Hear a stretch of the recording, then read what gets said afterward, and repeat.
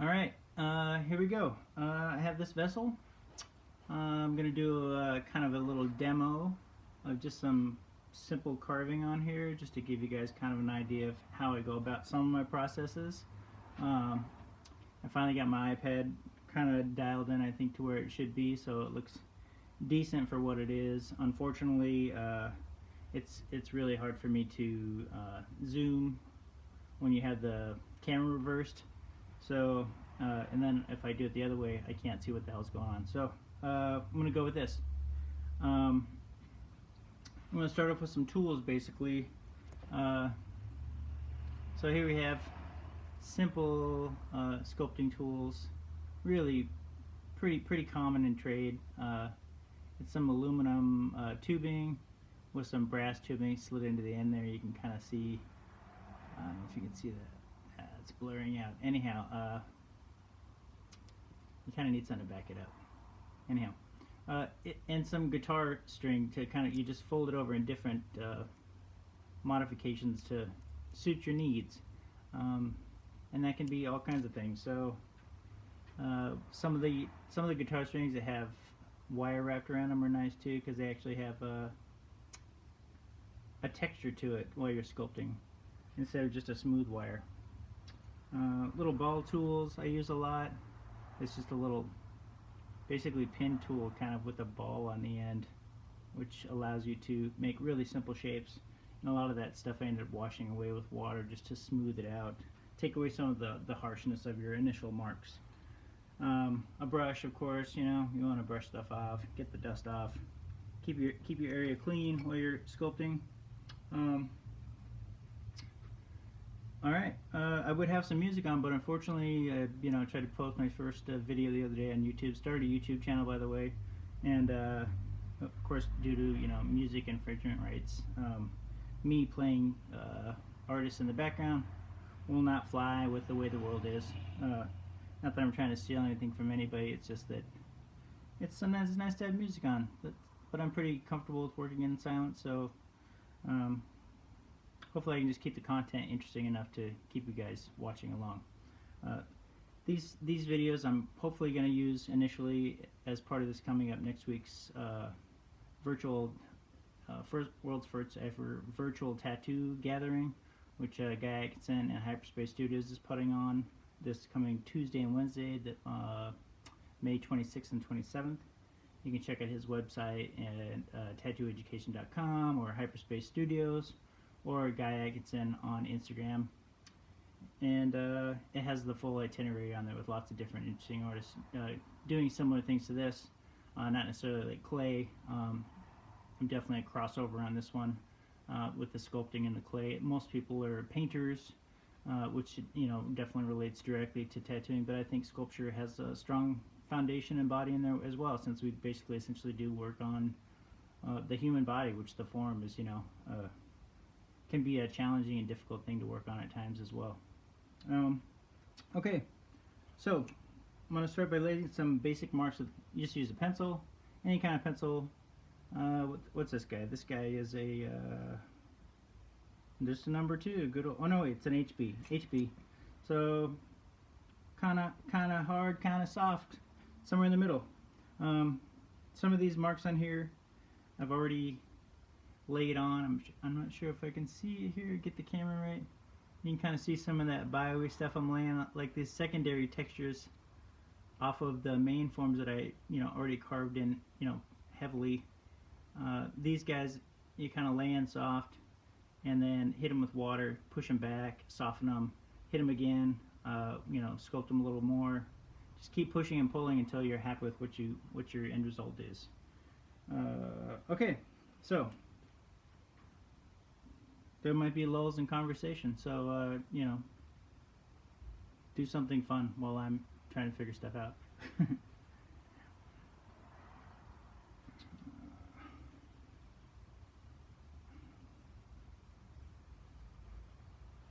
Alright, let's add a little bit of interest over here.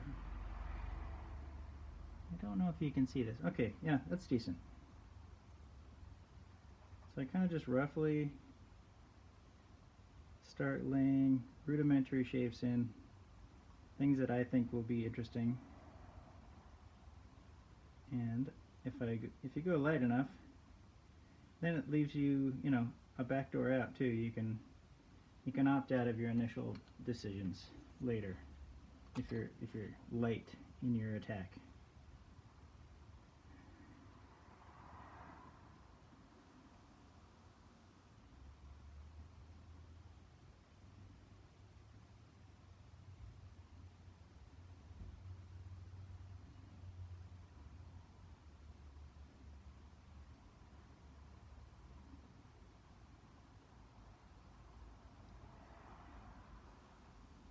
I don't know if, yeah, maybe you can see that, maybe not, I'm not sure. Anyhow.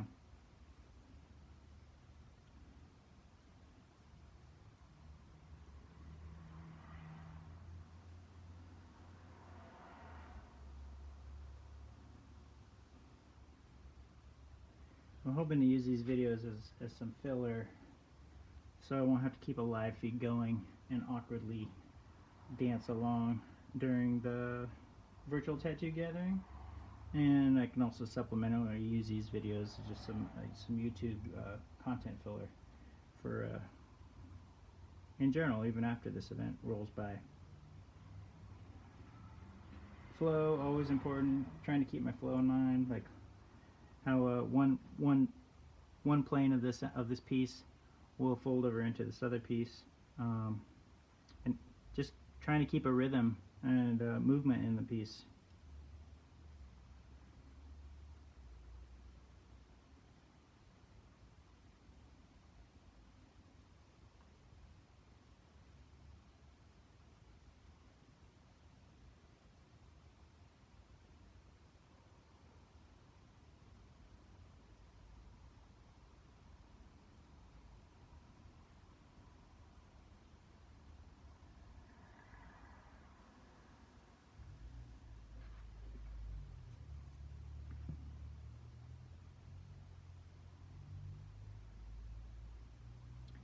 Definitely using some repetitive patterns here,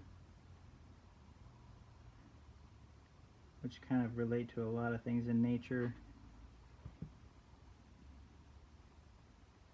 Things we are drawn to visually and essentially lured into just due to our biology. I think it's just things you see and you're drawn to it, and I wish I could remember the name. There was a friend the other day who mentioned something about, he had a term for biorganic work, and I'll have to ask him again. Anyhow, John, sorry I can't remember what you told me, and sorry everyone else. Alright, so the basics kind of sketched on there, kind of some, I don't know if you can see that, real rudimentary pencil sketches on there. Yeah, you can see that decent enough, and they kind of fold around to this upper little tip in here, just kind of crossing planes, letting that stretch around, and then as you see this go around, it kind of mimics some of this action here too on this third plane. So trying to leave some visual space too, so it's not just this convoluted, crazy, crackhead, tweaker looking art piece. You know, I try to keep in mind things that I enjoy, which are hard to believe is simplistic design, but I think you still have something that has interesting elements. You know, even that's like highly detailed, but can also have a simplistic nature in there that is pleasing and doesn't, you know, just overwhelm you with information. Alright, let's go with this, again, the ball tool. It's got a little, it won't focus because it doesn't want to focus. Anyhow, it's basically just a little steel nib with a ball on the end, a little steel ball. Different sizes, they're great tools. It allows you to kind of like sculpt loosely. You're just laying in real loose marks, Which, even if things aren't perfect at this, you know, it just doesn't matter, because some things that are left kind of crunchy have a great, more natural feel too.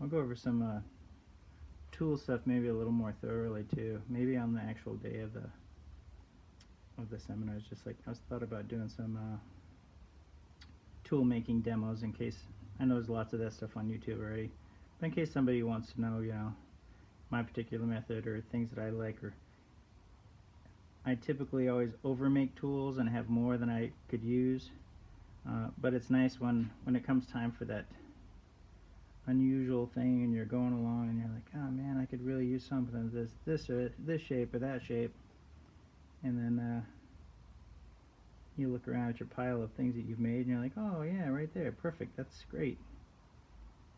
It's satisfying to have those things at your fingertips and not have to think about, like, I need to stop and bust out my sander or bust out my, you know, crimping tools, or my hit the vise, or pull a saw out. You know, you can just have it there. Make lots of tools is what I'm saying. They're really handy. They're cheap.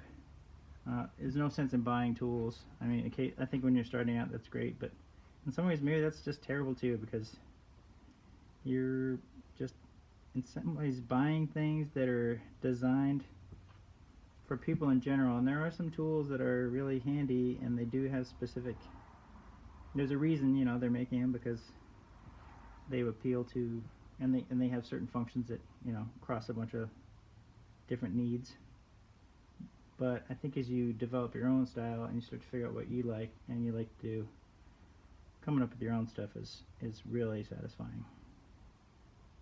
You can dictate the length of the handle, the materials you're using, where you're sourcing those materials. Like, do you want to just use scraps? You know, you can use scrap, make it out of stuff that you find. Similar to making impressions with, like for stamps and things, taking impressions off of things in nature and making plaster stamps to press designs into the surface of your, whatever you're doing, whether it's tiles or pottery, ceramics, or just sculpting for, you know, even if that's polymers and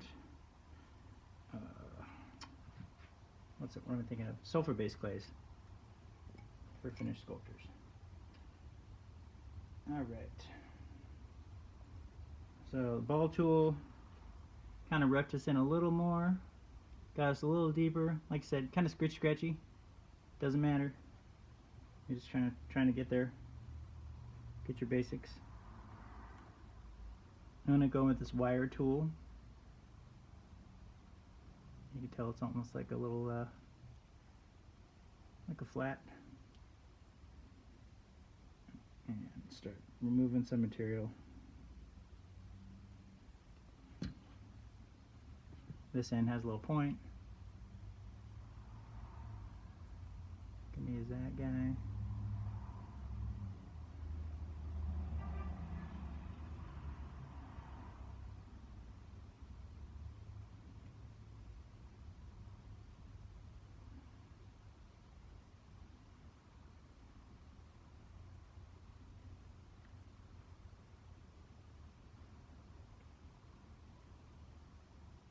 Things to keep in mind too is your workability of your clay. These pieces have been in the works for a while, so they tend to go through wet and dry cycles. I'll just mist them down, bag them, or mist them down, let them rest, kind of reabsorb some of that moisture, then bag them and let them sit, you know, overnight or whatever, and then come back to hit them, and they kind of reach a happy medium of reabsorption So this one's starting to feel a little bit dry. It's been sitting for a while, mostly just because I spent so much time setting up this dang iPad, slinging it with bungees and all that crazy stuff. So it's getting a little dry, but not to the point to where it can't be worked gently. The clay starts to tear a little bit if it gets too dry, and that's less than satisfying. Not the best, but it's still working pretty decent.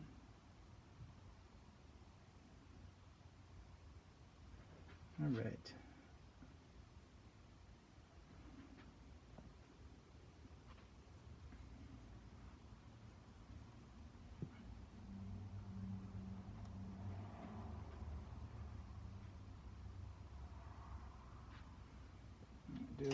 Whoop, shoot, dropped a tool. Emergency. Not a big deal. It was just a brush, which we'll get to. We'll get to the brush. Alright, time for a little more drawing. Pretty content with the movement so far. Just kind of adding some more stuff in here.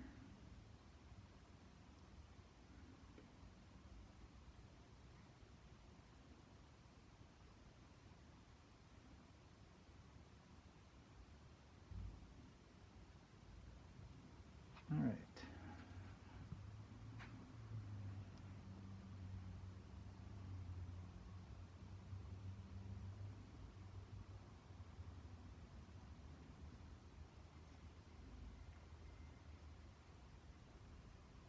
Again, here I'm just using the pencil even. Like the pencil is just, it's a blunt thing that kind of still gives me the ability to weirdly remove some clay.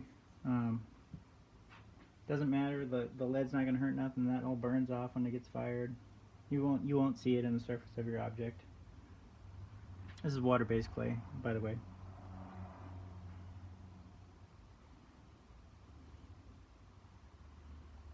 All right. Yeah, let's remove a little more of this in here. Let's see. What do I have behind me here? Okay, here we go. I'm gonna switch to this guy. Again, wire tool. It has this one has, can't see it here. Maybe that helps. It has like a fine. It's a guitar string with it's a fine guitar string with, like, I think brass wrapped around it, like, so it gives it a little texture, which is great.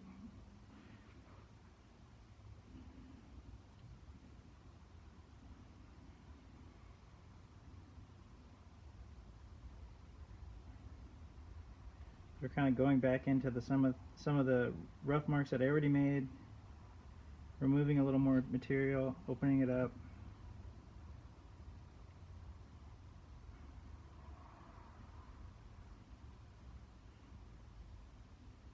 I think this is like my second video, so I'm probably just talking too much. I don't know what's too much or too little currently.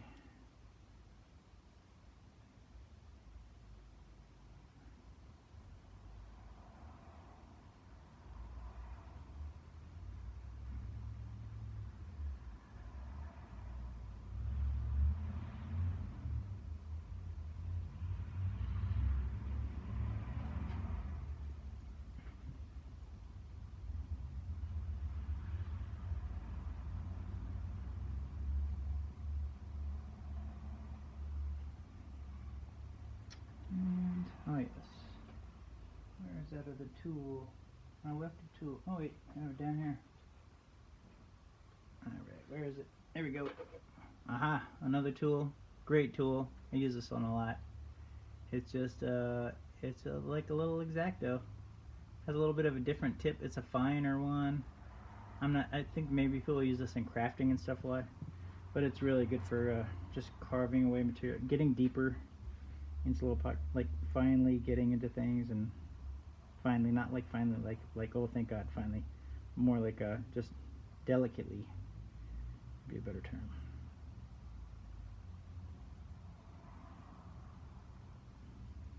really removing some material gently too. Get the ability to get in there.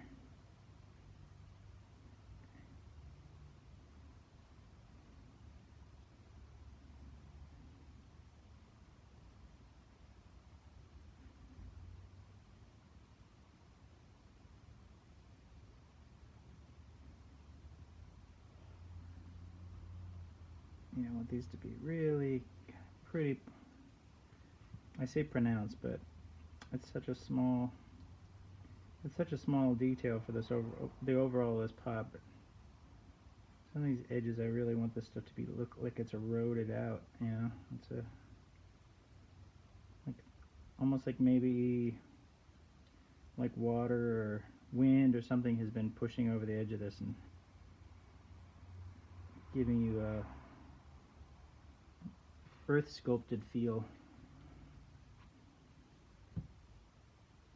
Less human, more nature, even though we are essentially nature.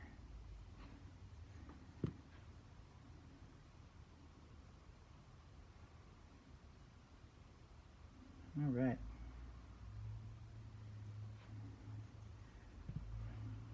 Some cool things happening that I'm pretty happy with.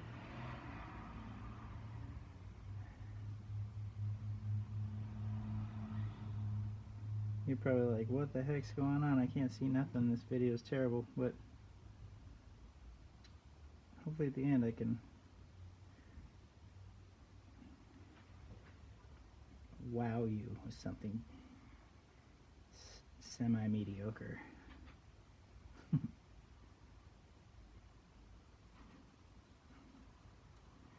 All right.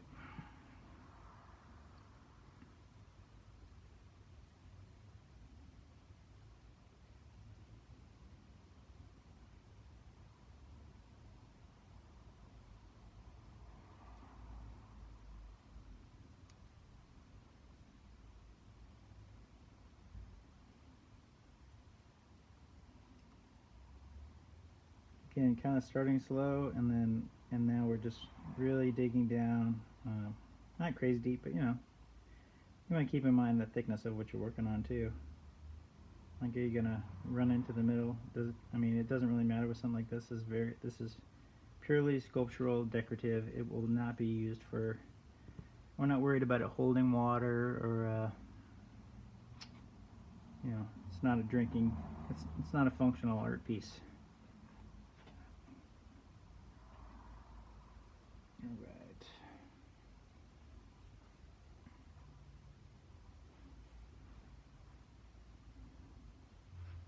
Turn this around.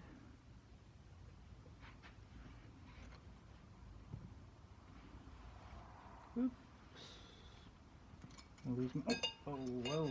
I almost lost my tools. Almost lost them all. All right. Turn it around here. A clean area.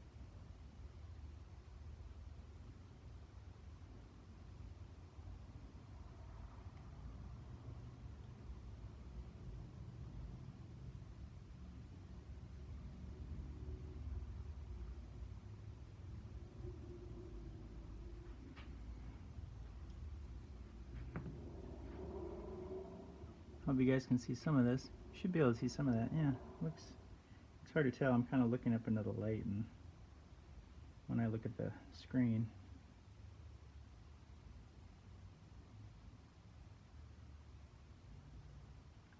Someday I'll get it together. This show will be like Mr. Rogers, heavily overproduced.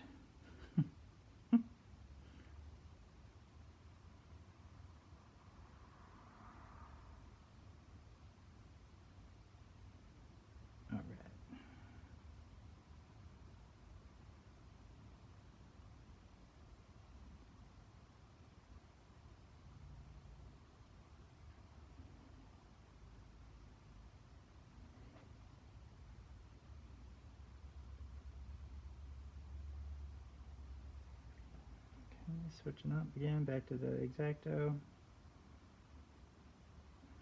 Fine X-Acto.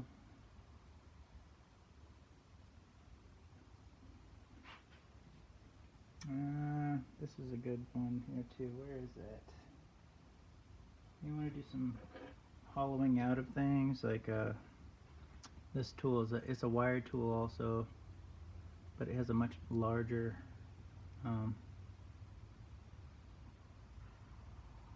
the wire has a much larger gauge on it, so it's a little more aggressive. You can't make as finer tools with it, but it's nice for scooping out like areas like in between, like this. If you want to remove things gently out of the, like make a little hollow or depression in something, it's great for that. Makes pretty quick work of things without having a sharpness to it. It's got a nice softness. It does some quick movement of materials for you.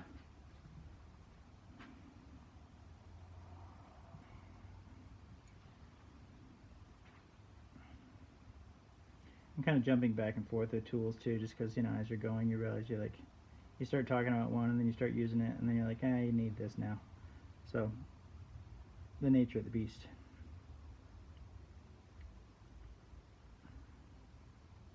That's kind of sculpting. You're kind of always making shifting decision making as you're going.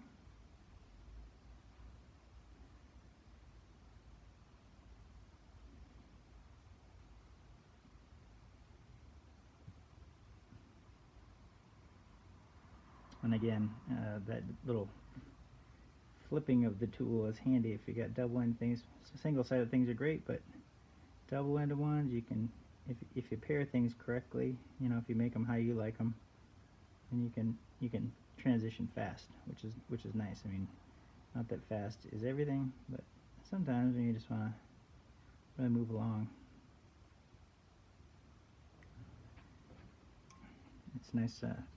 You definitely get into modes where you're thinking less and you're intuitively just doing more, and that comes over time.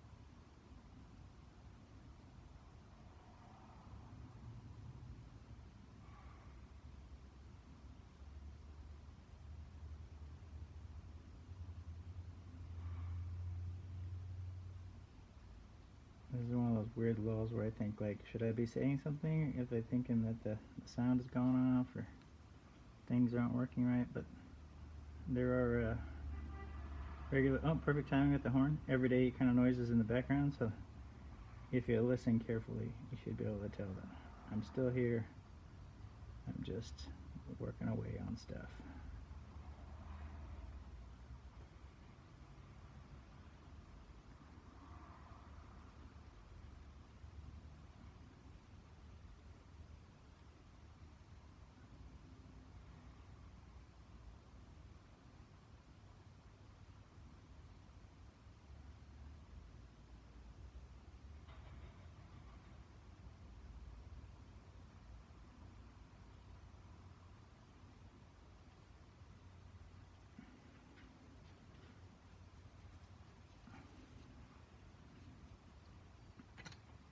All right.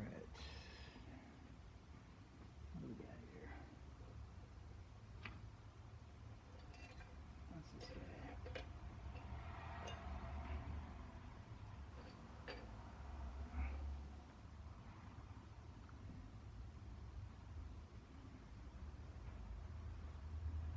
guy? Another wire tool, just finer, even finer point. You can see it or not. Maybe like that? I don't know.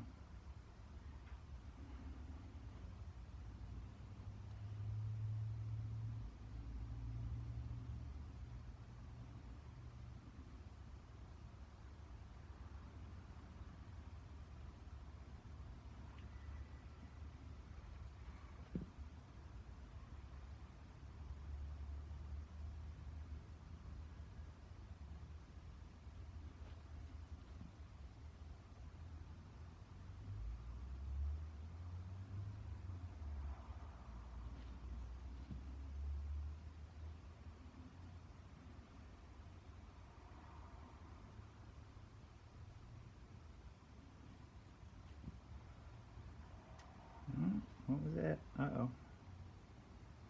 Oh, yes? Is that an uh-oh? Maybe not. Might be drying out quite a bit, so should probably think about wetting it down or just switching to another area, but I'm probably clean up a couple more areas in here, and then we'll run over it with a brush and some water so you can see how this stuff softens up, and then it'll need a rest before we can move on to another part of it, just because it will mush out if we mess with it too much.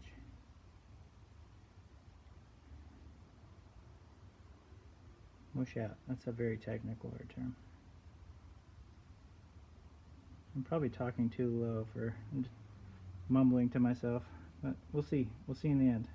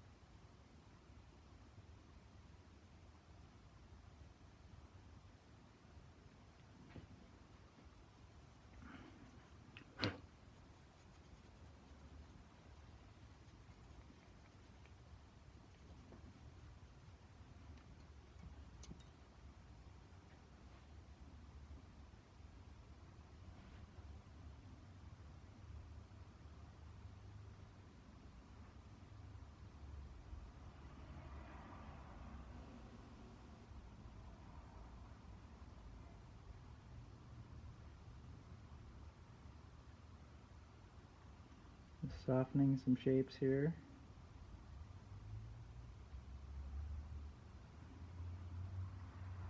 So the water doesn't have to do all the work. It's nice to kind of be close to what you want, so you're not just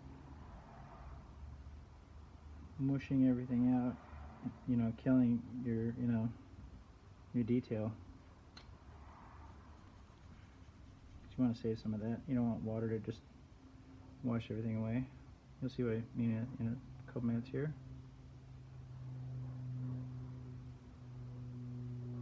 Still trying to keep your volume and form, looking sharp.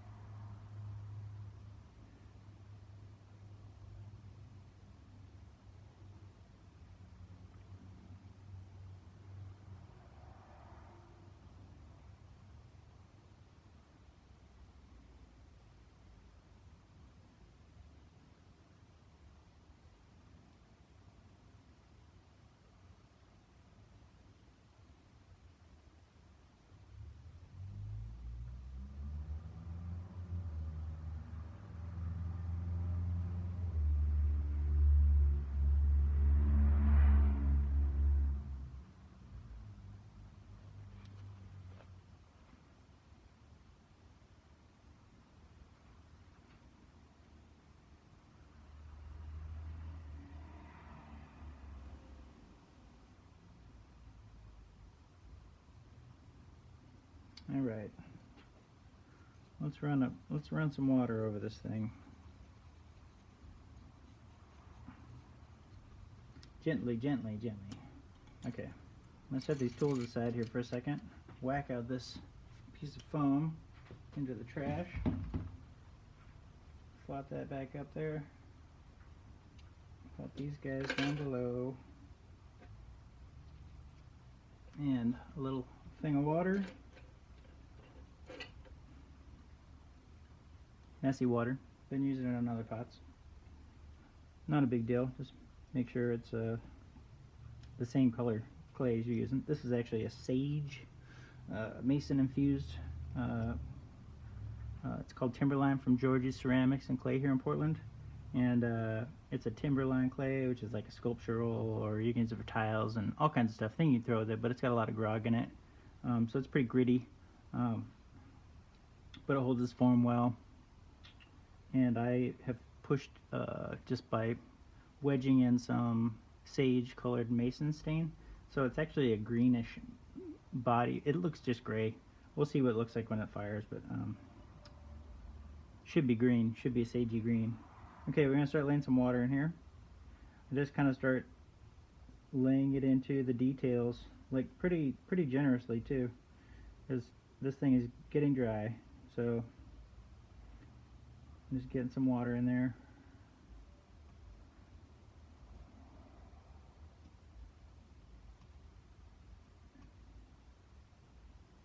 Running it over a big section of it, and then you can see it's already absorbing some of it pretty quickly. Then you can kind of go back and, I mean, I tend to almost treat it just like I'm sculpting the same thing over again. But you're trying to keep in mind that there are things there you don't want to wipe out. So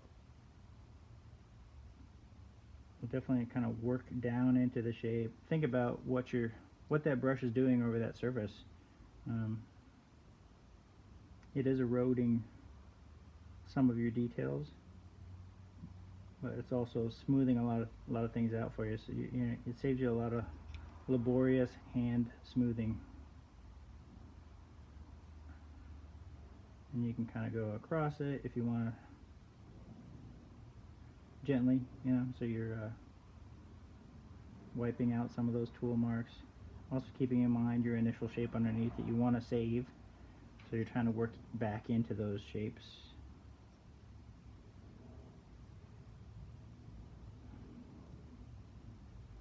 I'll kind of lift some of it out of those spaces too, just because there is a lot of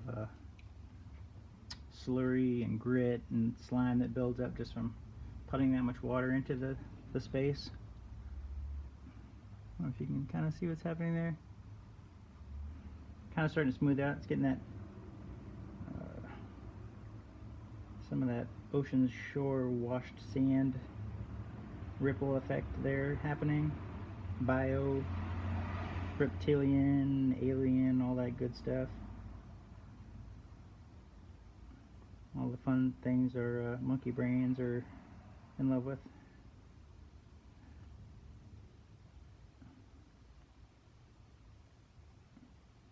You see there's little ball shapes in there that I kind of want to, you want to save them. I want them to be round.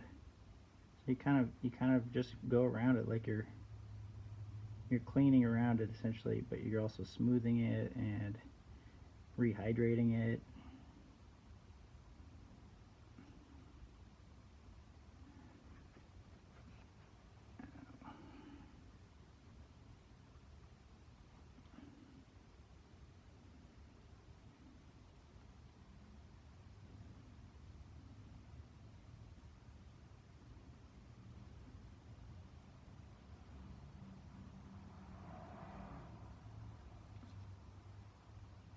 Alright, and if you don't want all this, when you're happy with how much you can't really tell because there's a lot of mushy stuff going on underneath your water volume. You can see it's running right there. Where's a sponge? I thought I had a sponge. Alright, let me grab a sponge. Alright, ta-da. If you got little drips and stuff, you can just kind of gently sponge that stuff off, so you're not changing the outlining texture around your piece you're detailing. Anyhow, as I was saying, the clay that gets slurry, that gets kind of stuck into your sculpted details. It starts to get thicker, so if you don't want to keep all that in there, and you want that out of there so you can kind of see what's going on, this is a super simple, rudimentary, you know, just so simple. Just like, you can't see it because this is gonna be up close, or I'll just have to do it. But I kind of just blow out the excess water, you know, with your breath. You just kind of push out that extra to reveal what's underneath. You know, it gets a bunch of that stuff out of it. If you don't want it, you can sponge it off, sponge off the excess, so, like, again, so you're not messing with your surrounding area. Vigorously just blow that moisture out of those cracks, so you get some of that detail to pop.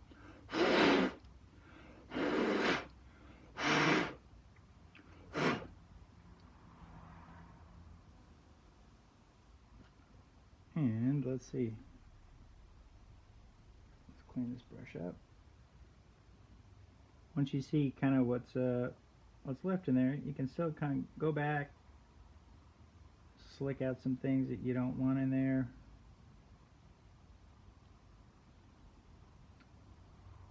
And I would, at this point, let this thing rest, because it's definitely wet, very wet. One last thing. After all that, and we're going to give this a break, I'll take my spray bottle, and just give the area that you just went over. You sculpted it, you basically laid on your rough idea, you went over it a little bit, then you went a little deeper with your kind of recessed elements. Then you smoothed out the high points, or even the low points that you want to be the shapes you want them to be. Then you went over with water just to kind of smooth everything out and see what you got. So here you are. It's really wet, at least, you know, in those confined areas. But it still has a certain roughness to it. So I usually do give this a little bit of a spritz at this point and then let it rest. That way the surrounding clay gets some moisture, and it kind of almost like airbrushes essentially, or smooths out, almost like finish like a smooth coat if you're doing like a patch on a wall or something. So I'll just kind of give this a quick, just a little bit of a mist on the areas I went over, and that's it. And then just let it sit. If it feels like there's too much water on there, you can dab it off, or just let the piece sit. It'll rehydrate. It'll, you know, reabsorb a lot of this. You don't want to touch it too much at this point, just because you've added a lot of things in there you want to save. So that's it for now. I'm gonna let this puppy rest. Again, it's really wet, and we'll give you a view of it later. It should look a lot more like this element right here. Like, I did basically the same idea on that. Just transitioned it into this plane, and then a little tiny nub on the top there. Anyhow, that's it for now. Thanks everybody for watching, and hope you enjoy. We'll be posting this to YouTube with some other stuff. And again, this coming Tuesday, Wednesday is the world's first virtual tattoo gathering, which I did the poster art for. You can check it out on Hyperspace Studios, Guy Atkinson on Instagram, tattooeducation.com, or my site London Bellman on Instagram as well. Or I have a Facebook page, and I have an Etsy store too. But yeah, that's a little bit, it's getting kind of ugly now. So take care, you guys, and I will update this later. Thanks again. Have a great day.